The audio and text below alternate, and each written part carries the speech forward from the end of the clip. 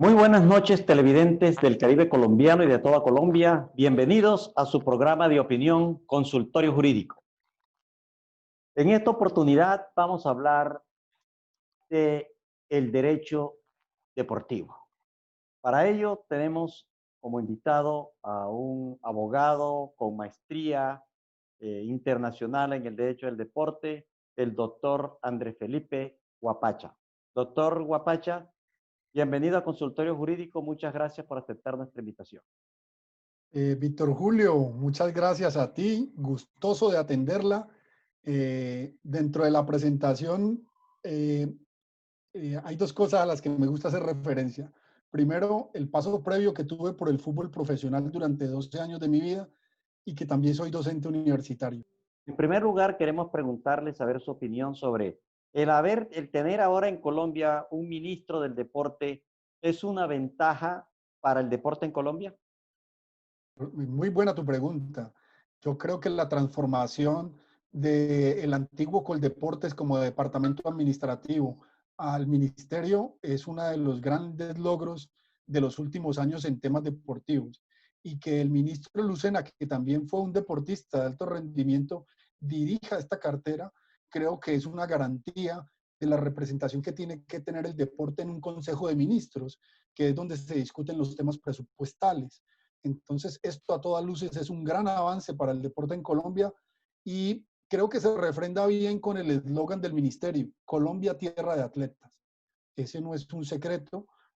Colombia es un exportador de talento, no solamente en fútbol, sino que en otros deportes, en otras disciplinas también somos muy relevantes. Doctor Andrés Felipe, a nuestro correo electrónico de nuestro programa, que es consultoriojuridicocaribe@gmail.com, y que invitamos a nuestros televidentes a que nos hagan preguntas, a que nos propongan temas, siempre nos consultan cuál es esa reglamentación legal que tiene el trabajador, el empleado, en especial del fútbol colombiano. Porque hay algunas partes del Código Sustantivo del Trabajo que en cuanto a jornada de trabajo, en cuanto a sanciones disciplinarias, en cuanto a un permiso que se requieren de clubes, ¿eso no podría en un momento dado significar una limitación al derecho al trabajo? O de manera general, doctor Andrés Felipe, ¿cuál es esa reglamentación que existe en Colombia para el trabajador, el deportista profesional colombiano? Víctor Julio, tu pregunta es muy interesante porque tiene varias aristas. Lo primero que hay que decir es que la ley 181 del 181 del 95, nuestro marco legal, establece que hay deporte aficionado y deporte profesional y los diferencia. Deporte aficionado en el que no hay remuneración y deporte profesional en el que media un contrato de trabajo.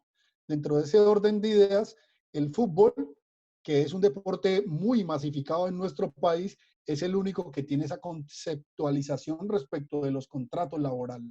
En el béisbol se dan contratos, en el básquetbol se dan contratos, pero en ligas muy cortas que no permiten que de alguna forma sean contratos laborales propiamente dichos y que en ese par de disciplinas que he optado a título de ejemplo, como el básquetbol y el béisbol, opten por contratos civiles. Ahora, dentro del contrato laboral deportivo del fútbol, propiamente dicho, hay que tener en cuenta dos aspectos. El primero de ellos, el Código Sustantivo del Trabajo, que es la norma regulatoria de cualquier relación empleado-empleador, en este caso club-jugador, club-futbolista, para tener en cuenta adicionalmente a la normatividad laboral vigente de nuestro ordenamiento jurídico, la reglamentación federativa que también tiene unos propios conceptos. Entonces, aquí no es solamente que un laboralista tenga en cuenta el Código Sustantivo del Trabajo, sino que a la par tendrá que tener en cuenta las disposiciones propias de la reglamentación federativa. En este caso, si es en el contexto nacional, el estatuto del jugador de la Federación Colombiana de Fútbol, y si la relación de este hipotético jugador colombiano se da en el contexto internacional, o sea, un jugador colombiano en España, un jugador colombiano en México, un jugador colombiano en Italia, aplicará el reglamento estatuto de transferencias de jugadores de FIFA. Por lo cual, Víctor, estamos ante dos vertientes, una netamente del ordenamiento jurídico colombiano que es el Código Sustantivo Laboral o del Trabajador, y por otra parte, el Estatuto del Jugador o el Reglamento Estatuto de Transferencia de Jugadores de FIFA, que es reglamentación privada que le emite una federación internacional. Doctor Andrés Felipe, hay un punto que usted ha tocado tangencialmente, y es que el deportista, hablemos del futbolista profesional, tiene una vida efímera. Una persona a los 35 años ya se considera, pues, anciano para poder seguir prestando ese servicio, con todo respeto. Pero hay personas que, algunos trabajan en Colombia, otros se van para otros países, y cuando terminan a los 35 años, algunos pues no alcanzan a tener un capital suficiente para tener derecho a una pensión. En Colombia se requieren más o menos unos 24 años, 1.300 semanas, y estos deportistas a los 35 ya no los contratan en cualquier club profesional o aficionado, no han cotizado lo suficiente para tener derecho a una pensión, tienen 35 años, pues muy joven, pero muy viejo para ejercer un deporte. ¿Cómo queda su situación pensional? ¿No se requiere alguna reglamentación especial para ellos? Has tocado las palabras precisas, Víctor Julio. Yo creo que en Colombia estamos en mora de regular de forma especial la relación laboral de los deportistas profesionales. ¿Por qué? Si atendemos y hacemos un poco de una herramienta o de un instrumento que tú conoces muy bien, como el derecho comparado, vemos cómo España, Brasil han dispuesto una normatividad especial para sus deportistas, para tener en cuenta esa vida efímera laboral de la que tú haces referencia. Tal vez la vida útil de un jugador pueda ser entre 15 y 20 años. En muy excepcionales casos pasa a los 20 años.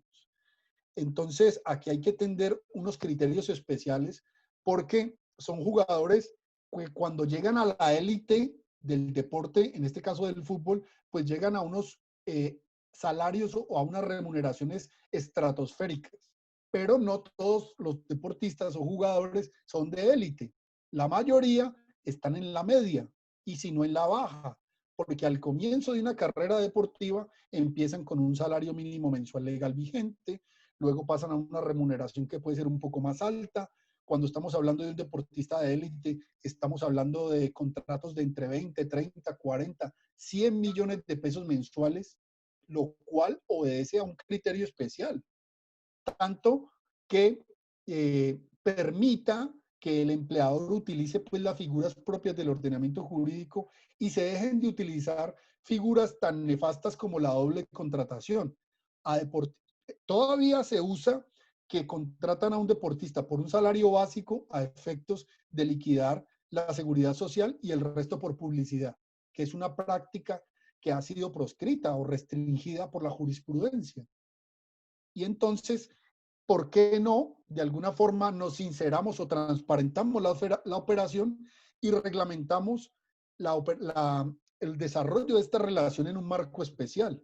El Código Laboral Español contempla un capítulo especial para el deportista profesional y dentro de ese capítulo hay otra especificidad, los jugadores de fútbol. Y dentro de ese capítulo especial está masculino y femenino. Entonces mira cómo podemos optar por hacer derecho comparado y traer figuras del derecho español que guardamos cierta similitud en el entendido de que es derecho pues continental europeo, del cual tenemos raíces, para traerlo a nuestro ordenamiento jurídico que se ha quedado corto en regular esta relación, Víctor Julio. Muy bien, doctor Andrés Felipe. Vamos a unos muy cortos mensajes comerciales y ya regresamos a Consultorio Jurídico.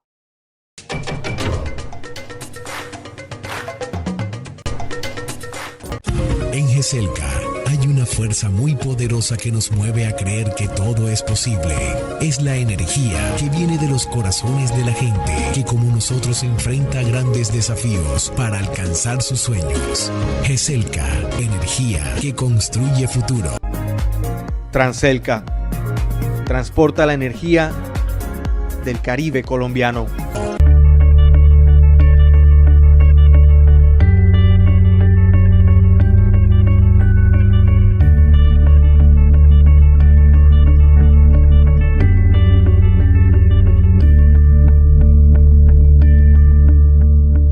La EPS Ambook informa que en estos momentos de reapertura gradual puedes gestionar tus servicios de salud ingresando a la página www.ambook.org.co. Recuerda el uso de tapabocas, lavado de manos, distanciamiento social. Atendemos las 24 horas. Prevenir prolonga la vida. EPS Ambook. Nuestras canciones hacen parte de la memoria de un pueblo. Y yo me alejo de tu amor. Valora el trabajo de nuestros autores y compositores. Psycho. Rafael Rodríguez Mesa, asesorías legales profesionales. Somos un bufete de abogados confiables que te ayuda con tus asuntos laborales y de seguridad social. Calle 41, número 43, 128, oficina 6, Barranquilla. Celular 310-632-0407. Gisela García, abogada, consultora en insolvencia, conflictos por arrendamiento, responsabilidad civil y del Estado, conciliadora en derecho. Celular 314-535-1675. Correo electrónico giselagarciatorres@gmail.com.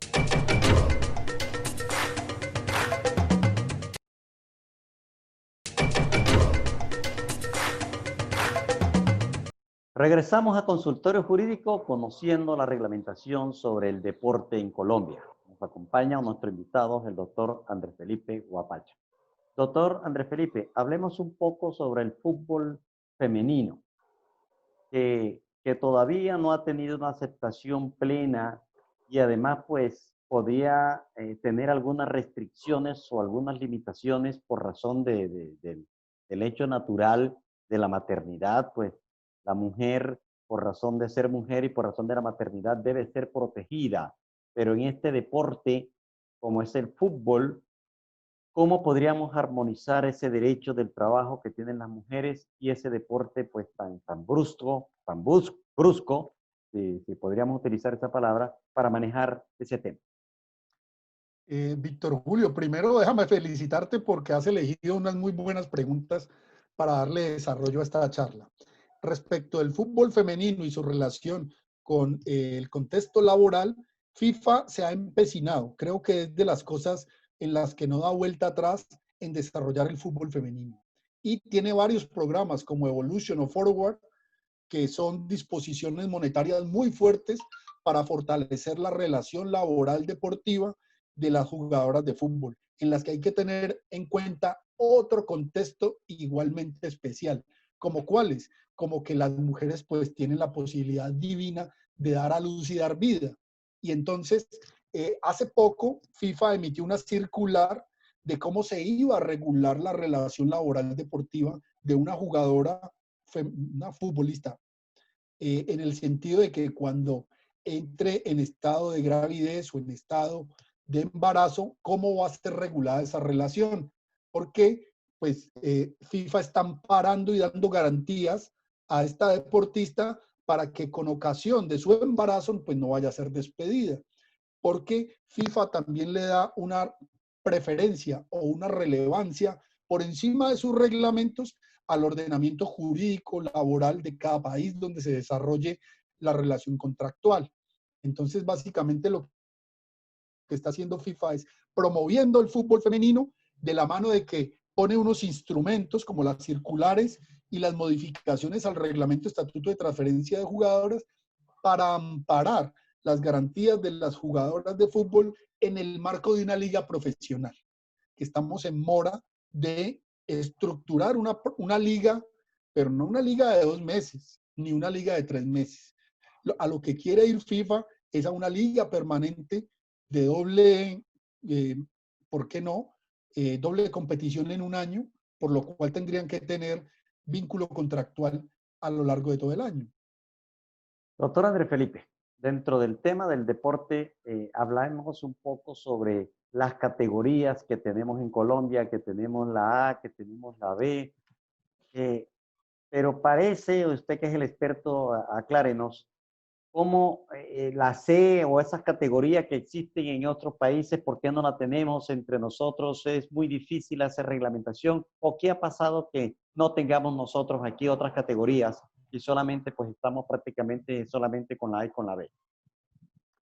Víctor, ese es un punto muy, muy importante a ser tratado, porque lo que sí es cierto es que el fútbol en Colombia se debe transformar adaptándose o mejor, teniendo en cuenta el artículo 52 constitucional, que es nuestro marco deportivo originado en la Constitución, que dice que los organismos deportivos, en este caso son de 3 niveles, federaciones, ligas y clubes, deben atender a criterios democráticos, participativos y plurales. Esa triple acepción es muy importante, porque en ese orden de ideas, y FIFA lo ratifica en una frase que me parece hermosa: el fútbol es de todos, no es de unos particulares que dicen en dónde se juega, cómo se juega y cuándo se juega.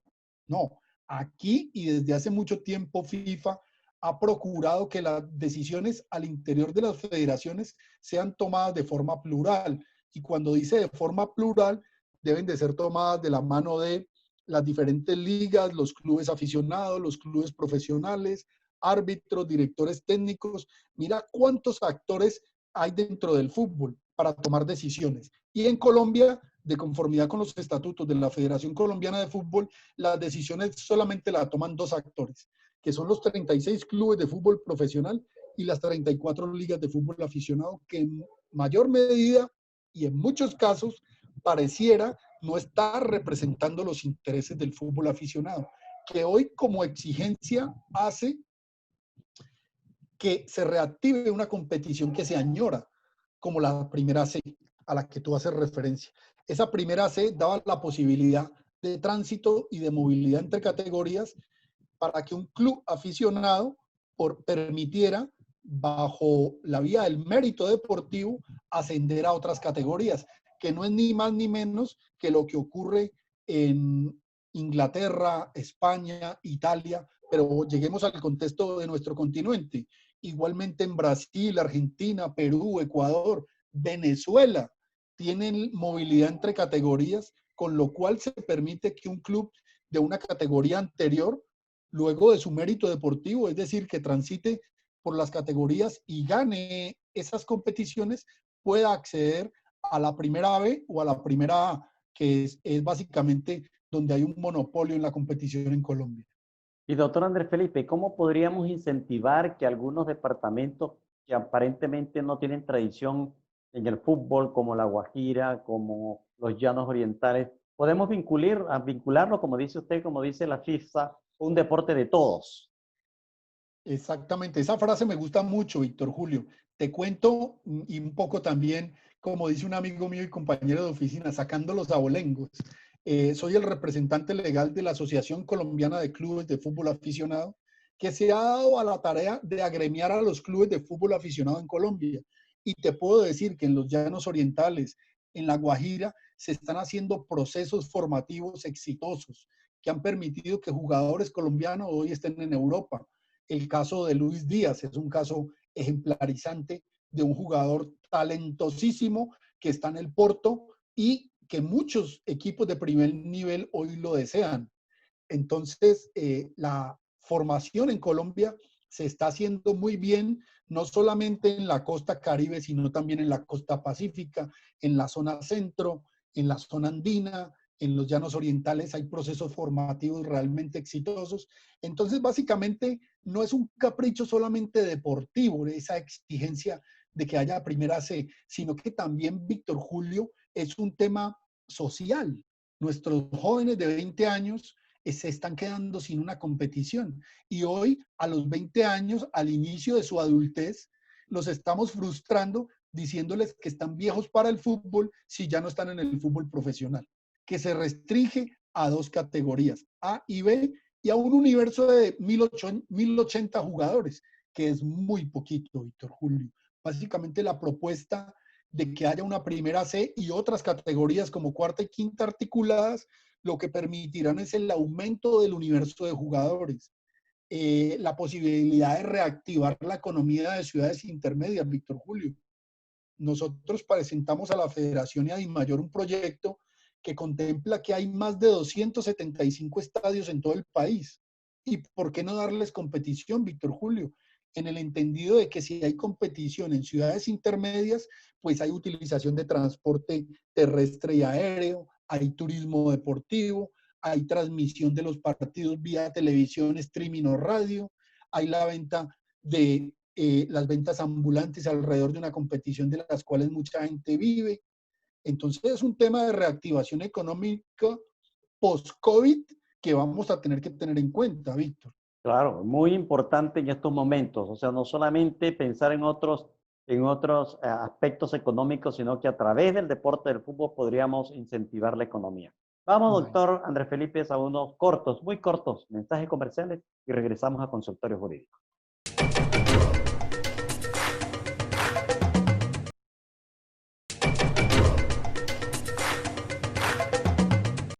Regresamos a Consultorio Jurídico. Doctor Andrés Felipe, se nos está acabando el tiempo, pero no me puedo ir sin saber su opinión sobre los juegos electrónicos y su reglamentación legal. Me parece una tendencia maravillosa, Víctor Julio.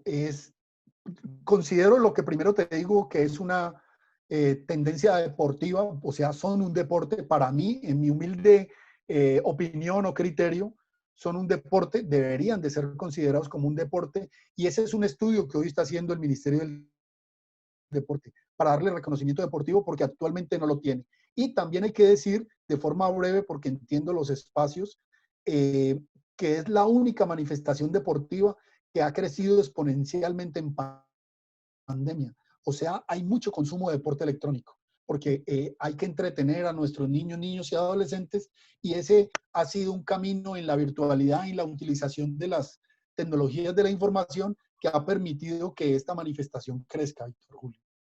Ahí deja el doctor Andrés Felipe Huapacha una inquietud para nuestros legisladores. Doctor Andrés Felipe, se nos acabó el tiempo. Muchas gracias por aceptar nuestra invitación de participar en este programa. No, un gran abrazo, Víctor Julio. Yo siempre gustoso de atender a medios como el tuyo, a una persona tan especial como tú, que ha procurado pues que el derecho también contribuya al desarrollo social del deporte, y cómo no atender esta invitación, Víctor. Muchas gracias. Y a ustedes, televidentes, los esperamos en un próximo programa de Consultorio Jurídico.